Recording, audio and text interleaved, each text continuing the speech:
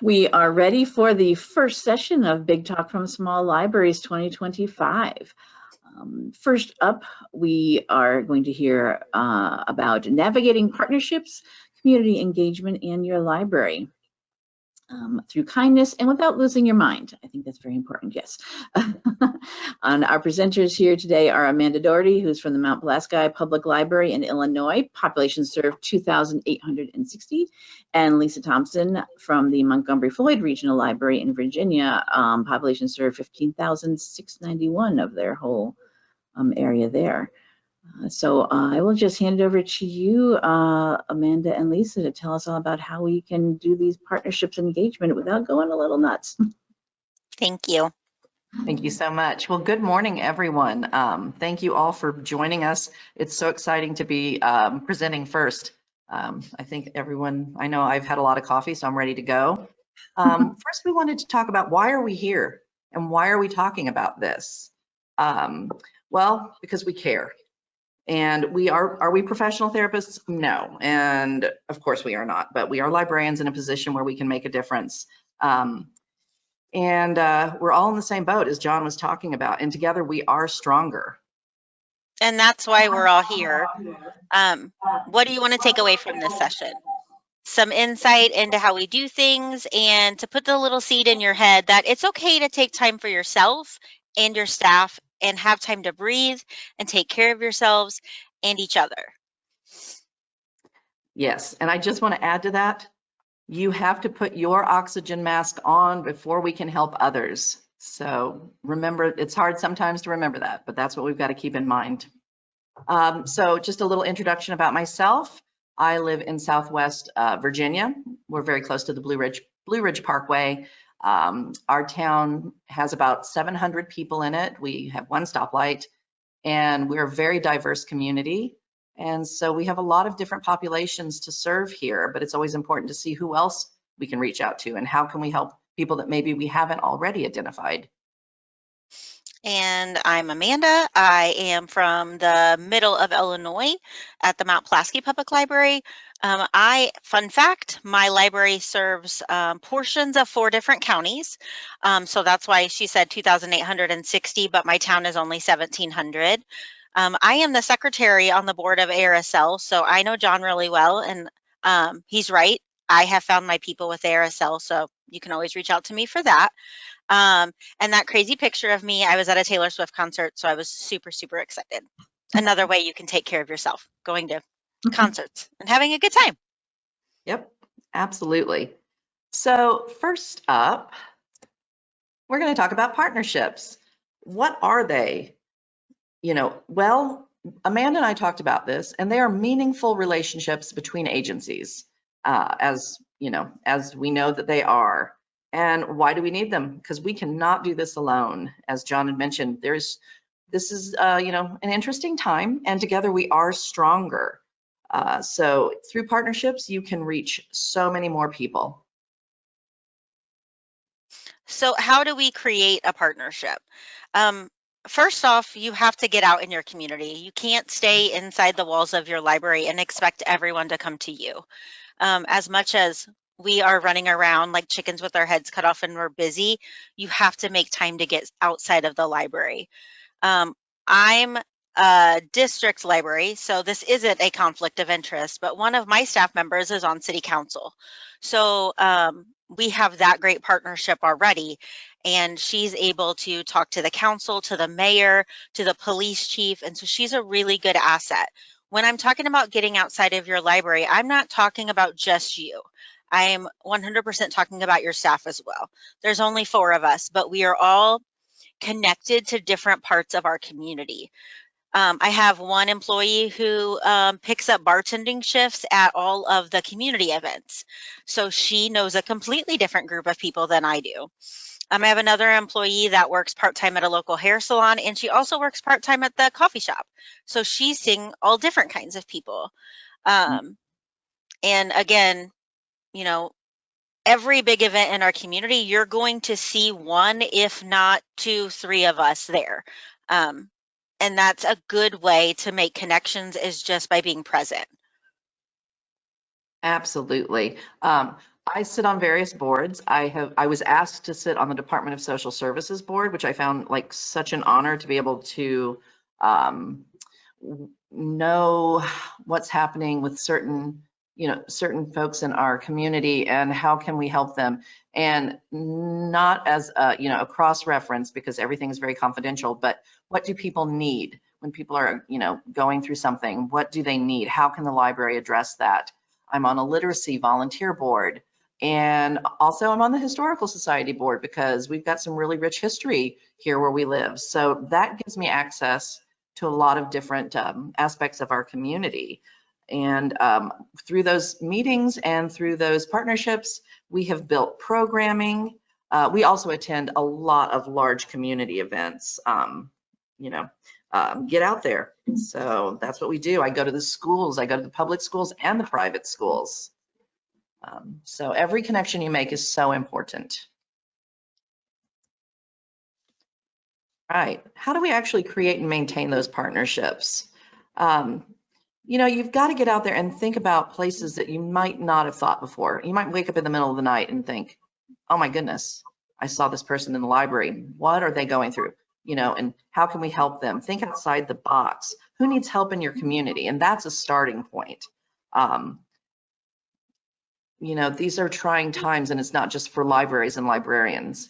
Other folks are dealing with a lot right now, and those are people in your community that you can support through programming, through displays, through your partnerships. So keep thinking outside of that box. And celebrate each other's successes and share your failures. So when our community just had a brand new Valentine's dance that they were so excited they got some money from economic development, we're going to shout them out on our library page. We're going to put up their flyers in our building, because we want them to do the same for us. When we partner with different groups, when they are having wonderful successes, we are going to make sure everybody knows about it, because we want everyone to know about us as well. And sometimes you're going to fail at things. Sometimes things aren't going to go the way you want them to go, and you have to be there for them in that as well. In Christmas time, I'll talk about this later, but our town is amazing at Christmas town. It's like the Gilmore Girls, basically. And this year we didn't have as many people attend, and the organizers were really down. And so at the very end of the night, I went over and I was like, I've got some ideas for next year. I know it's rough right now. I know you're, sad, but it might seem like a failure, but we're going to come out on the other side. We're going to fix it. So just be there for each other. And, have fun. We're all making it up. We don't know what we're doing. We're just putting one foot in front of the other. And I'm a Swiftie, as I said. As Taylor Swift says, you got to fake it till you make it. And I did. And that's what I've been doing this whole time. And that's what we're all doing. Yeah, a gentle reminder. It's funny, I go and I speak at all of the schools, and I speak from, students that are in pre-K up through high school. And, I'm selling library land. And part of that selling point is, guess what? I get to make things up every day. I get to make up programming, and I get to meet people in the community, and I call them field trips, when I get to go to do story time at Head Start, and you should see the students' eyes light up. I've had people say, I didn't know I could be a librarian. Yeah, so we are making a difference, and definitely have fun with it, even though it's challenging. It is good times. Community engagement. Oh my gosh. Amanda, you want to talk on that? Yeah. So how do you engage your community at your library? Well, we said you either have to leave the building or also talk to people that come in so that you can bring partnerships into your library. We are a collection spot for our community summer food program. That just started a few years ago. They've been doing it for years. It's something that people who are on reduced lunch or free lunch at the school, they have the opportunity to stop by a building in town, and every week they're given food so that their kids don't go hungry during the summer. The person in charge is an elderly woman. She is one of our best patrons. She came in one day and she's like, hey, will you put this flyer up? And I said, I can do one better because they're connected to a church. Some people don't feel comfortable going inside the church because it's not their church, or they, don't know much about that religion, you know, whatever it is. But we're not a religious location. We're not a location that makes, you know, you might feel uncomfortable going in. So I said, let me be a collection spot for you. And she said, oh my goodness, that's amazing. And so every week she has one of her grandkids stop in, and we have an overflowing basket of food for her every single week. And so it's not our program, but it's happening in the library, and we are connected to them. We've also have partnered with the Summer Athletic League for their signups. They will use our back room. That is getting an entirely different group of people into the library who have never been before, or haven't been in years. And so their kids will come in because it's a youth league, and they're like, oh my goodness, we didn't know the library had this or that. You have DVDs. And so they're getting cards that day. Just by having that Summer Athletic League have their sign up day in the library. So it doesn't have to be library specific, but just getting those groups into the library will help those partnerships come about organically. Now it's you. You do that. I'm just going to talk a little bit about in your community, which is actually what I'm talking about is in my community. This is what we've done. And Amanda has just already spoken on get out there. You know, it's really good for us to get out there and be out and let people see our faces and know that we're here to help them. And then they start coming to you. We do once a month in the summertime. I am not going to go sit outside in November here, even though our farmers market runs. That is great for them, not for me, but we do it from May through October. We're there once a month. And we sign people up for library cards. We take things that maybe they don't know that we have. We take our ukuleles. We talk up that we are a passport acceptance agency. A lot of people don't know that. And believe me, we've been doing a lot of passports lately. So that's something we do. And it's also a little bit of revenue for the library because we went fine-free several years ago. I want to talk about recovery court. That was something that I really tried to get into, and it took me about a year. This is what I want to also say. If you're hitting a wall, just keep hitting it, you know, until you've exhausted all resources. I work closely with our recovery court, and it took me a good amount of time. They were like, why? What is the library going to do for the folks in recovery court? And, you know, it's more than just what the library can do. Some of the folks in recovery court have spoken that they weren't comfortable coming in the library. They weren't raised in a library. I heard that they thought everyone here was much more educated than them, you know, just not comfortable. So through my partnership with the recovery court, which happens mostly outside of the library, I have been able to start a smart recovery group here at the library. They meet on Tuesdays. They also do ear acupuncture, which can help with stress or cravings or, you know, whatever someone might be going through. And I'm just so happy and thankful that I was invited to do that. I get to actually go into court. The judge lets me come into court twice a month so I can see what the participants are going through. How can I help them when I see what they're going through? How can the library support them? So I can't stress this enough. Definitely an outside of the box thing to think about. But if you've got a recovery court in your area, please look it up. If you have questions, email me. We're going on 3 years now. Lisa, can you explain what recovery court is? Some people are saying they don't have something, they aren't sure exactly what that is. They're not sure if they have that in their communities. Absolutely. Our recovery court just changed its name about 6 or 7 months ago from drug court. That might sound more familiar. And it is for people who have had issues with substance abuse, alcohol abuse in their past. They're nonviolent offenders. I don't like to use that word. And they've slipped up, something's happened, and they've gone back into use. And rather than have them go to jail, they are invited, they are picked by a team of folks, including the judge, to take part in recovery court. And there are so many steps that they have to go through. I think there are 6. They attend a lot of classes, mindfulness classes, therapy, different forms of therapy. And then when they hit their 5th stage, I believe, they do an aftercare. a give back level where they do a community give back, and they can pick anything in the community. One young man cleaned up our green boxes because we've got bears and the bears are hungry. So they're always hungry. So it's really working with people in recovery, in active recovery, and it's amazing. And I've met just amazing people from all different backgrounds through that work. And made them library patrons. They've come and they've gotten library cards, or, they want me to come out on the floor and they show me what's going on in their life. They talk about what's going on, positives and negatives. And then again, we're a third space, we're a safe space for everyone.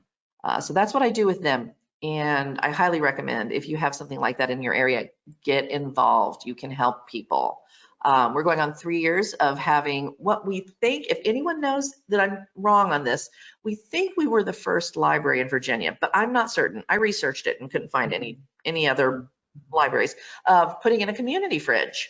And now we've expanded that to a pantry. And, we partnered with Plenty, who is a local food bank, and they fill the fridge 3 times a week. And we've had people come in the library who had never come in the library before. And we have, they've come and they've gotten library cards. I've had people say, well, this isn't for me. This food isn't for me. Yes, it is for you.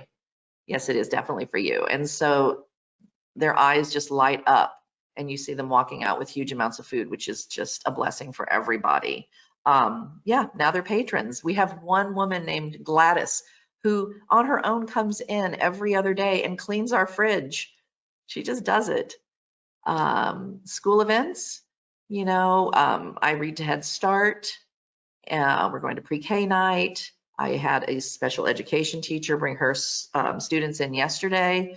And it took a little bit to find out what part of the library these students were interested in, but man, did we get it. And their eyes, the sparkles in their eyes were amazing. Daycares. Look at your community and just go out there. It's amazing. To speak on daycares, our school just started a summer program and an after school program. And the person in charge of it is one of our kindergarten teachers. And she reached out to me and she's like, can you give me your summer reading program information? Because I want these kids to come to every single program and every single story time.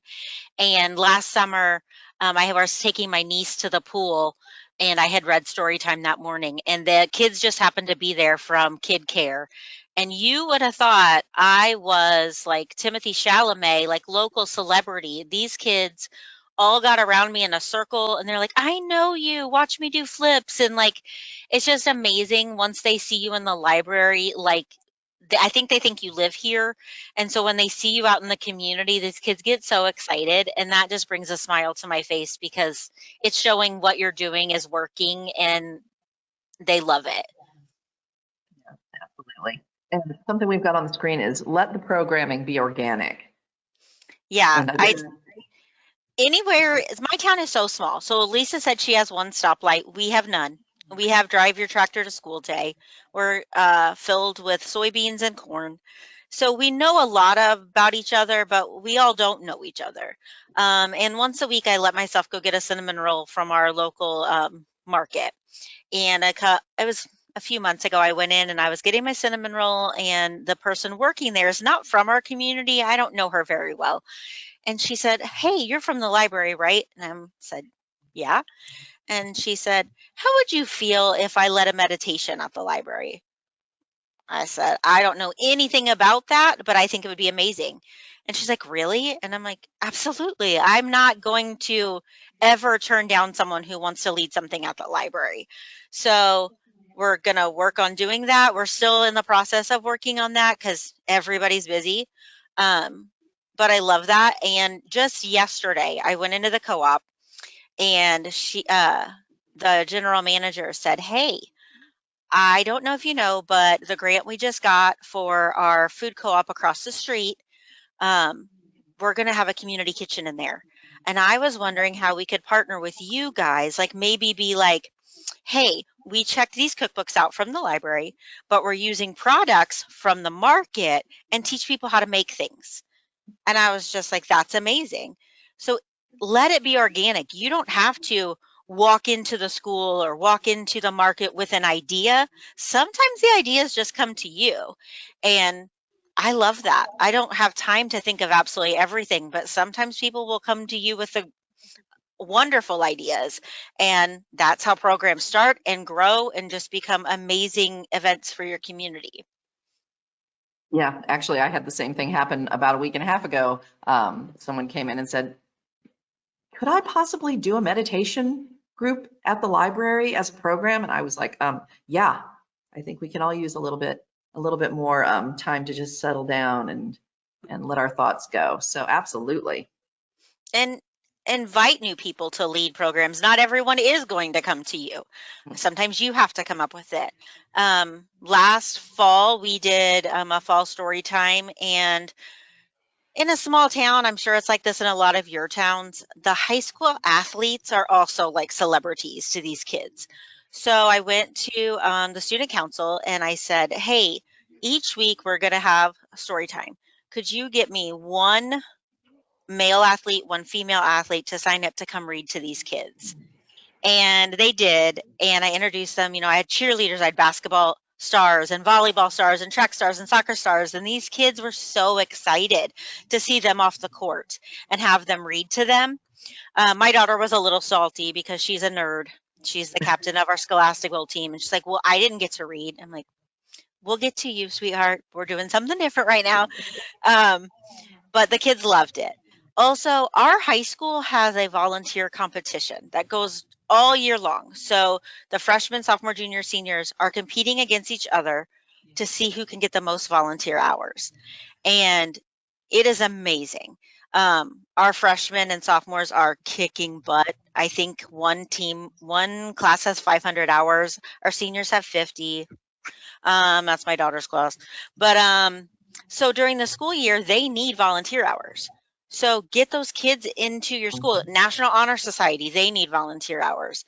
And when you get those teenagers into your school, in your library, they come up with different ideas too. Have you ever thought about having a game night? Have you ever thought about doing this? We'd really like to watch a scary movie at at Halloween. Okay. Like, I'm absolutely open to anything the kids want to do, because as you all know, getting the youth and the teens into your library is so difficult. So if they're getting something from it, volunteer hours, and I'm getting something from it, picking their brains and having volunteers, it's a win-win situation. So I suggest that you have them come in. I talked about Christmas time. We have something called Winter Wonderland, and there are 4 or 5 locations in town with a different Christmas person. We have Grinchmas at the library, so we have the Grinch. This is all free, by the way. It's all one evening. Mine was entirely run by high school kids this year. I was here as the only adult, only staff member. The Grinch was a high school child. The person giving out their treats was high school. The greeter was high school, and it was amazing. And that's another way that not only am I working with the school, but I'm working with the community association. So we have Santa, we have Buddy the Elf, we have Mrs. Claus making cookies at the market.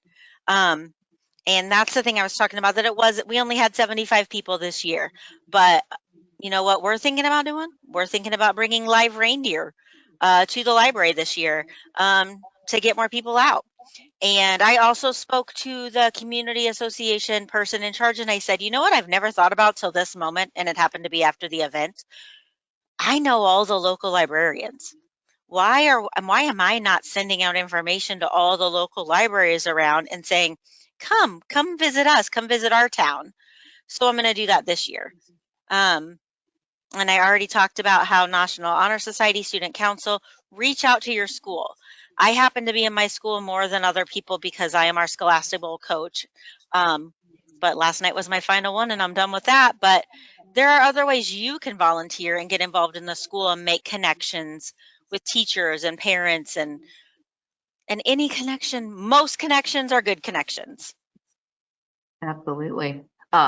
Hurricane Helene was very damaging, not far from us. We had just a touch of that in September, if anyone saw Asheville on the news, or Boone, North Carolina.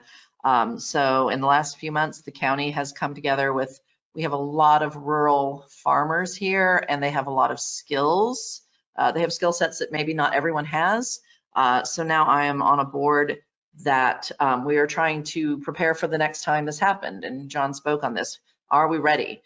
So now that has brought programming into the library. We just had a program a week ago on fermentation. You know, everyone farms, even if they just have a personal little garden. How do we, how do we ferment what we need? How do we keep it ready? So that's been really cool. I was talking to a woman one time and she told me she teaches self-defense. That's what she does. And we've, I said, oh my gosh, could you do that at the library? Absolutely. So that's been a really successful program. We have scheduled it around when students have graduated and are going to college maybe for the first time, and not living in their parents' house, being out in the world, just giving them a little bit of extra mental strategy and awareness of how to take care of themselves. So yeah, definitely, there's a lot to be done.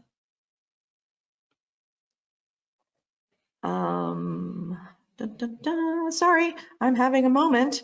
Know when to say no. If something's not working, it's okay. Right, Amanda? Absolutely.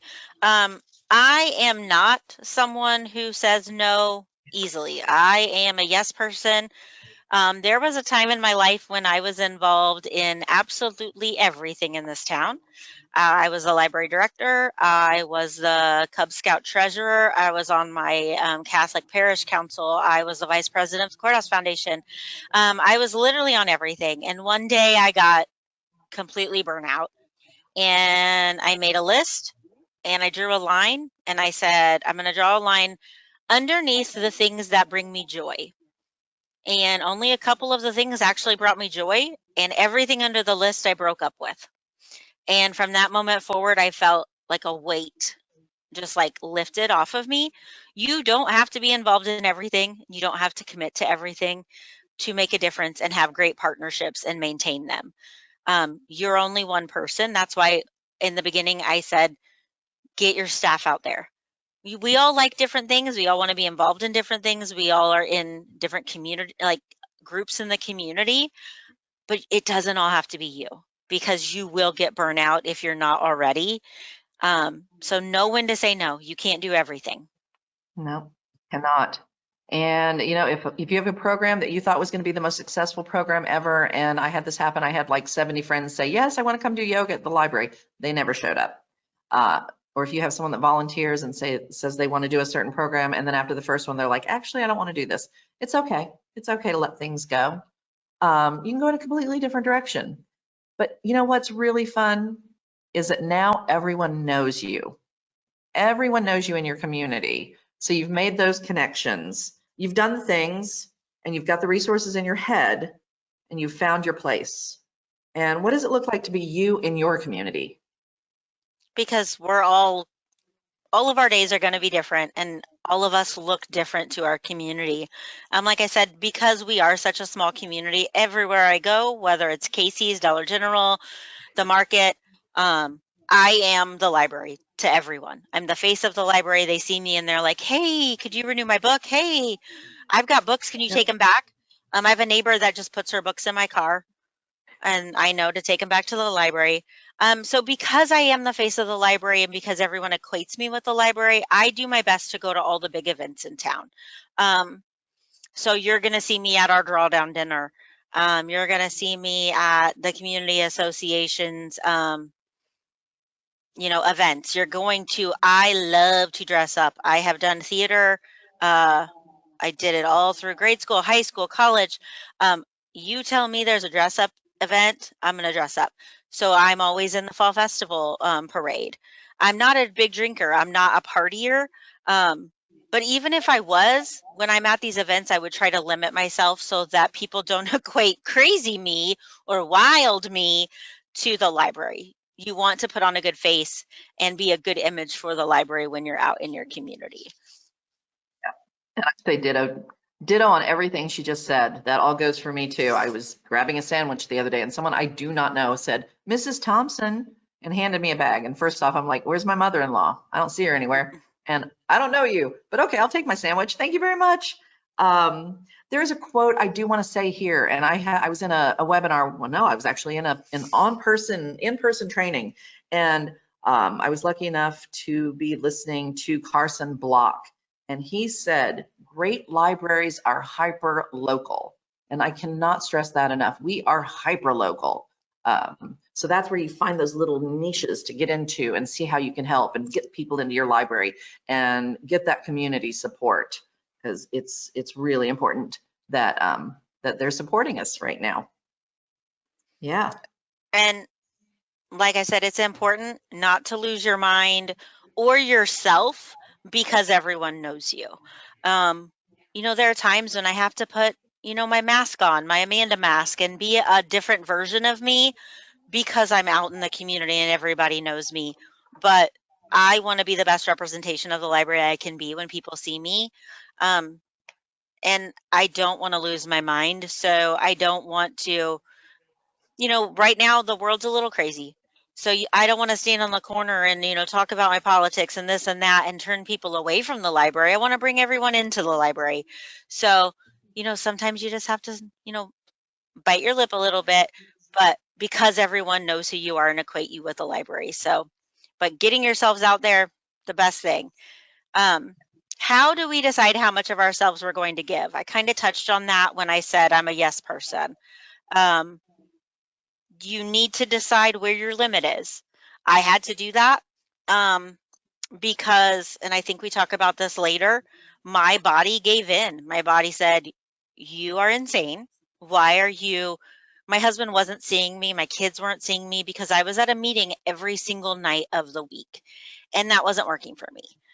I want to have these partnerships and I want to create these meaningful community engagement spaces, but not at the expense of myself, my body, my, you know, mental health.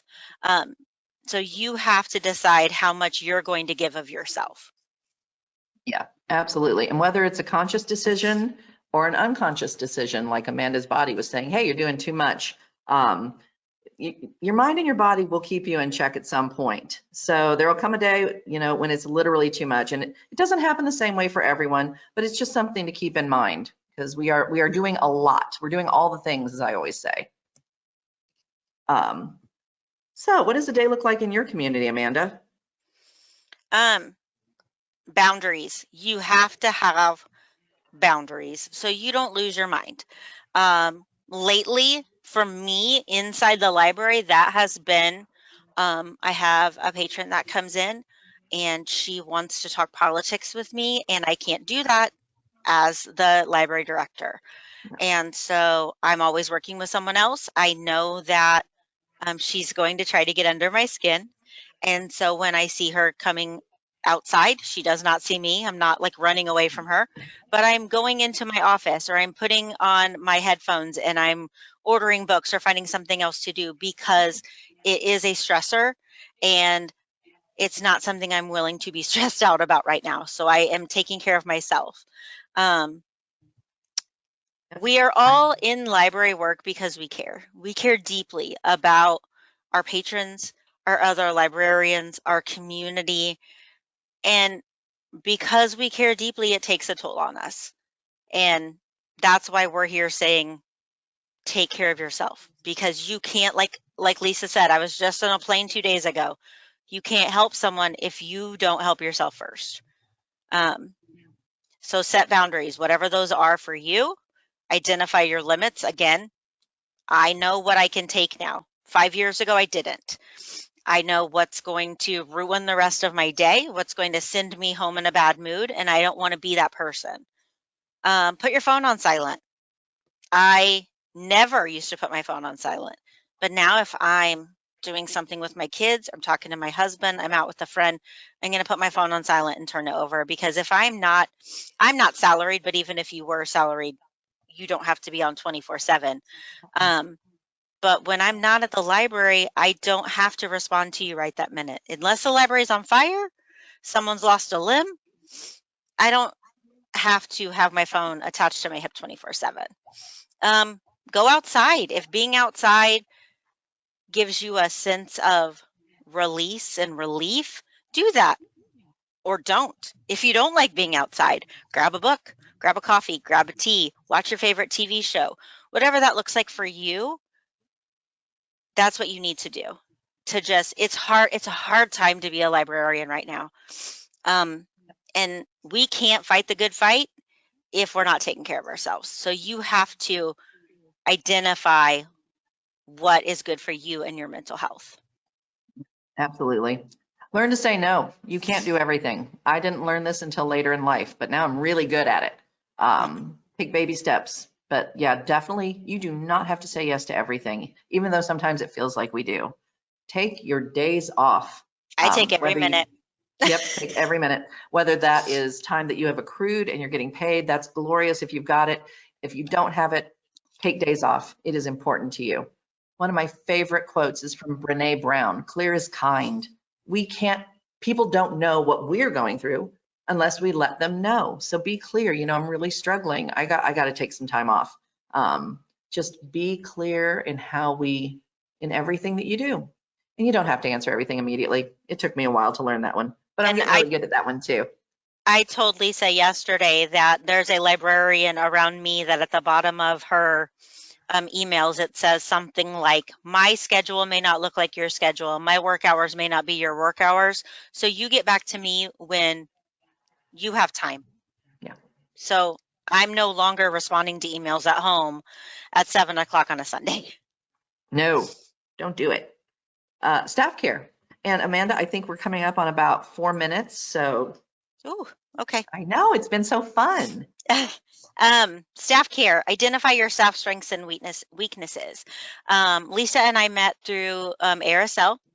We were part of the First Leadership Institute, and on the very first day, we had to identify what kind of leaders we were, what strengths and weaknesses we have. I brought that back to my library, and one of our staff training days, I had them take a quiz. And what I found out was we all have different weaknesses and we all have different strengths, but that's why we work so well together. So identifying that Kate wants everything very organized and she wants a to-do list every day. She may not want to talk to people all day long. I'm good at that. I like to talk to people. So it was good to find out how we mesh, how we don't mesh, what kinds of projects Jaden likes, what kind of projects Jaylee likes. That has been really beneficial. Beware compassion fatigue. I consider myself an empath. I am at least highly empathetic, and it is rough out there right now for those of us who are empathetic. There are times I can think back to one day I had 3 separate people at different times in the library cry. They see me and they want to tell me their stories. They want to tell me what's going on with them. And that's fine. I want to be that person for whoever needs it, but it takes its toll on me as an empathetic person. And in order for me to be a good librarian, a good listener, a good mom, a good wife, I have to, after those moments, maybe go for a walk or maybe, reach out to Lisa or a friend and be like, I've got to get this off my chest because it is becoming too much for my mental health. So yes, if you are an empathetic person, I feel you, I see you. If you don't have someone to reach out to, send me an email. I will listen and we can go back and forth on that. Yeah, absolutely. Do little things to show kindness. We buy our staff lunch just randomly. I know what kind of candy everybody likes. I leave it on their desk. Obviously we love food. My manager just buys snacks and leaves the snacks. So we like to eat here. So that's something that we do. And sometimes just a little thing. It doesn't even have, I used to have an employee who now, she was in college at the time. She would leave little Post-it notes on my computer screen. Like, I hope you have a wonderful day today. You're the best boss ever. And you don't have to spend money to be kind and to give someone, that little positive thought. And it meant so much to me. I've kept all of them. They're on my wall. So how can we help each other? Well, we can notice when someone is struggling. Sometimes it's really apparent and we know, and sometimes we don't know. But being aware and, just trying to see if someone is going through something. Be flexible, have empathy, kindness. If they want to talk and tell you, that's great. If it's something that's really big and your staff is going to have to rearrange schedules and things like that so that we can keep the library going, it might be a group meeting, but we have to work together and help each other. Create an environment of well-being. I will tell my staff when they're struggling, hey, go get a coffee. Hey, go do this, do that. Be transparent. If I am having a bad day and I didn't get any sleep, I'm going to walk in and say, hey, I'm just going to need an hour because I didn't sleep last night. Just let them know before you end up biting somebody's head off or saying something, or not getting things done. Delegate projects. While I was just gone for a week on vacation. It wasn't much of a vacation because I was running like a lunatic through Disney. But delegate projects. If you see that somebody has 10 things they're doing and another person doesn't have a ton going on, see if they're willing to take something off their plate. And a small library like mine, we all have to help each other. We will get phone calls. Can I talk to the research department? That's me. Can I talk to circulation? That's me.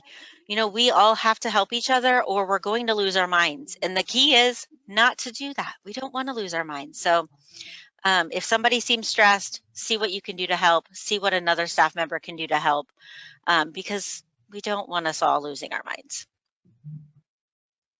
I did have a grounding exercise. If anybody knows it, because I think we are running out of time, we can send that to you. 5 things you can see, 4 things you can feel, 3 things you can hear, 2 things you can smell, and 1 thing that you can taste. Sometimes we run that through our mind if we are, on edge or full of anxiety or worried about something. So grounding exercises, just close your eyes and breathe. I know it sounds like something, you'd hear on Three's Company in the 70s, but hey, it's still valid. So here we are, and we've set up some of our favorite quotes. I would like to just say that we started this by saying that we're doing this, we're making it up as we go, let's have some fun. But one thing I would like to say in closing is one of my favorite Georgia O'Keeffe quotes is that I've been terrified every day of my life and I've never let it stop me from doing anything. And maybe we're not terrified, but sometimes things are daunting, but still do it. We kind of sped through this because this is an hour-long presentation we've given before, but you can absolutely do this. If you have questions or you want to reach out to one of us, please do. As John said when he introduced everyone, networking can really help in these situations too. I have found my people in ARSL. Maybe you'll find your people in PLA, your local, your state library, but find those people that when you're struggling, that they will listen. And Lisa does that for me. The entire ARSL board of directors does that for me. I didn't have those people here at home, and now I have a network of people all across the country, and I'm willing to be that for you too if you need it. Absolutely. That goes for me too. Always here for you. Awesome. Let's do this together. Thank you. All right. Thank you, Lisa and Amanda. We do have some questions coming in. You go ahead and leave that slide up for now. We did have questions come in. Some things that I mentioned earlier, but someone did comment I want to start with here when you're talking about the fridge, the community fridge. Someone says we have had a community fridge since before COVID. Great asset to the community. So absolutely. And we have them here in Lincoln. We have food pantries all over the place, and sometimes they're in combination with little free libraries. Yep, they can be. You'll have a little free library / food pantry as one station, whatever. Wow. Somewhere, yeah. So thank you for coming in. Excellent session. Thank you so much. Yeah, this was great. Lots of great tips and information, and especially self-care. So important, definitely. We're all going through a lot right now, personally, professionally. Good, very important tips. So let's answer some people's questions that did come through. So let's see here. I think it's Lisa wanted to know. Lisa said, Lisa, is your board work completed on library work time or your personal time? You know what? My board work is actually I I go to meetings at night, and we have a great system and a great director and a great library board. And the work that I do on my boards actually ties in with programming and, supporting patrons. So it is counted as work time. I'm really lucky.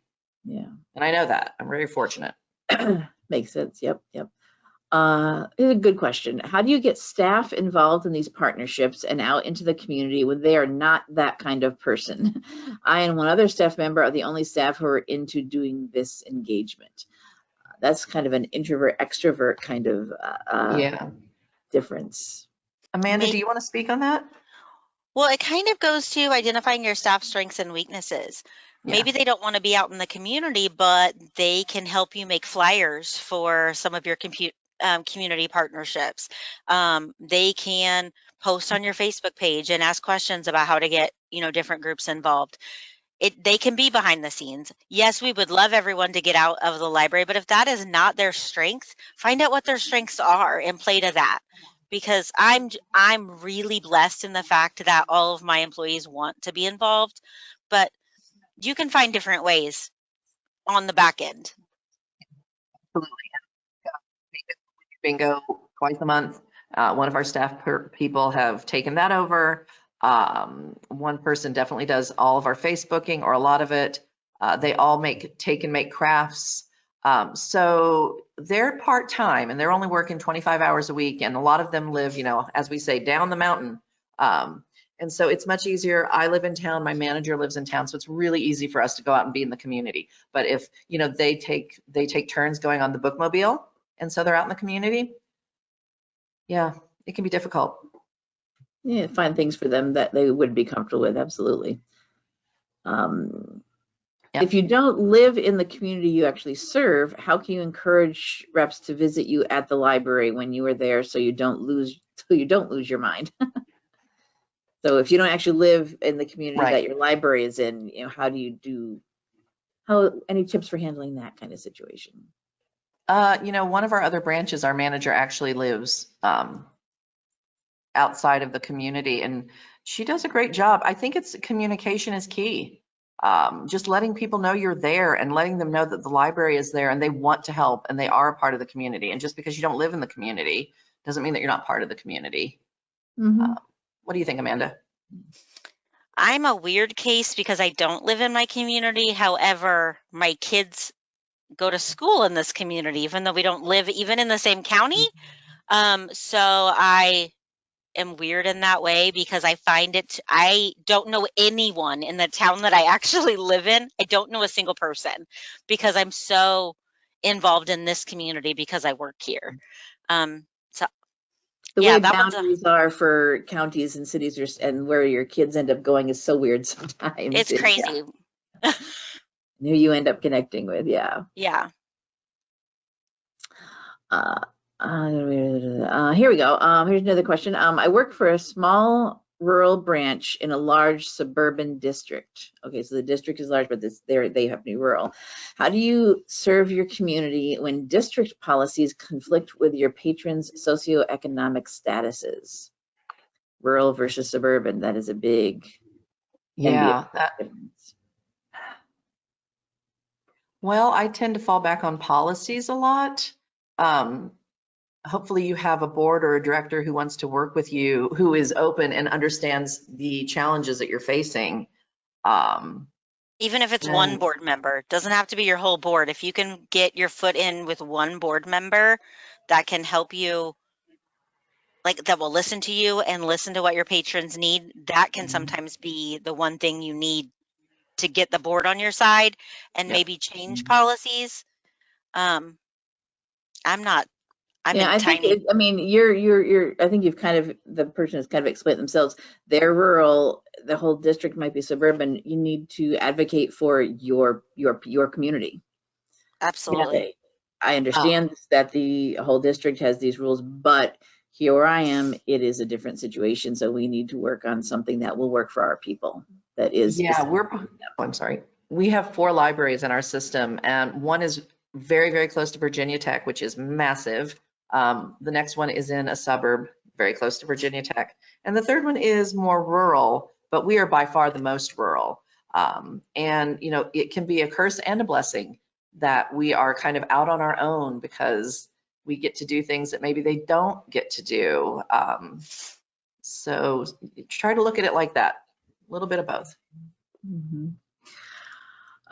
Let's see, here's a comment. Someone says, "This is nice. Fantastic session. I think a lot of us from tiny communities can relate to you, Amanda. I, for one, have had to learn boundaries because I am everywhere in the community, on boards, performing outreach at school, daycare, seniors lodge, substituting at the school. So rewarding, but if you can't say no once in a while, it does take a toll." Mm-hmm. Absolutely. Yeah, burnout is real. You don't want to have to deal with it. No, and going back to what we said at the beginning, we're not therapists, but sometimes it just takes somebody to just remind you. I work with one of my very, very good friends is the manager, and I will get an email asking me, "Can you do this?"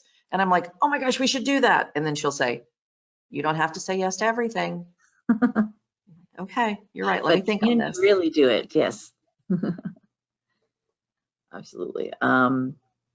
And you know, like, suppose you wondering, I didn't mention this earlier. If you have any questions, type into the questions section of your GoToWebinar interface. I am monitoring that here on my computer and grabbing them for all of our presenters throughout the day. So we have someone here, sounds very familiar. I'm the only one here at my library. It is hard for me to get others involved. I've asked my library board to help, but it is on me. I have stopped because I'm so overwhelmed.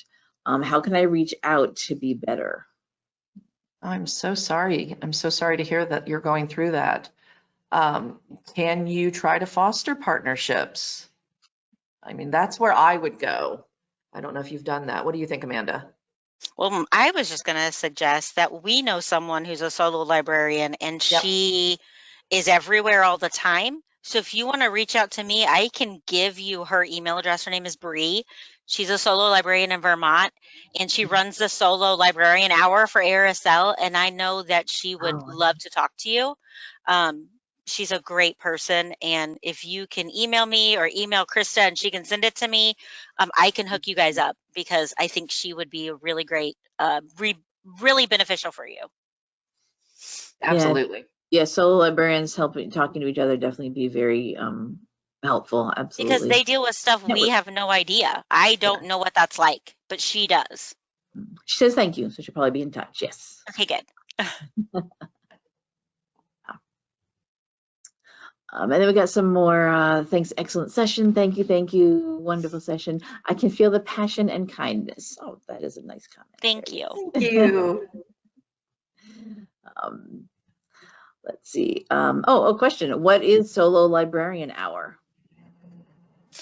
So if you are, you don't have to be a member of ARSL to do some of these things. Some of them are member only, but you can get on the listserv or the newsletter, and Bree runs something called Solo Librarian Hour, where solo librarians and solo-ish, maybe there's two of you or one and a volunteer, you can talk to each other, throw ideas at each other, rant, vent, get those thoughts out, and bounce ideas off each other.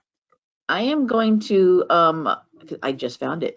I'm going to pull presenter control back to my screen because I just looked up that info and found where it's at. And Bree's amazing.